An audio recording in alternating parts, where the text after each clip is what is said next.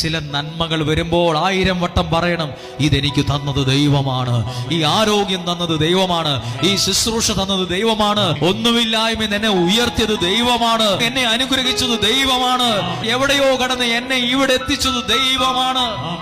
എന്നാണോ ഇതൊരാൾ മറക്കുന്നത്, അന്ന് അയാൾ തോൽക്കാൻ തുടങ്ങും. എന്നാണോ ഇത് ഞാൻ വലിയ പുള്ളിയാണ്, എന്റെ കഴിവാ, എന്റെ ഭാഗ്യവാ എന്ന് കരുതുന്നിടത്താണ് ഒരാൾ പതുക്കെ പതുക്കെ തോക്കാൻ തുടങ്ങുന്നത്. എന്നൊക്കെയാണോ ദൈവത്തെ ഉയർത്തുന്നത്, അന്ന് മുതൽ അയാൾക്ക് വേണ്ടതൊക്കെയും ദൈവം കൊടുത്ത് അനുഗ്രഹിക്കാൻ തുടങ്ങും. യേശു ഒരു വള്ളത്തിലോട്ട് കയറിയില്ലേ? യേശു ഒരു വള്ളത്തിലേക്ക് കയറിയപ്പം അവിടെ അവർക്കുണ്ടായത് നേട്ടമാണ്, നഷ്ടമല്ല.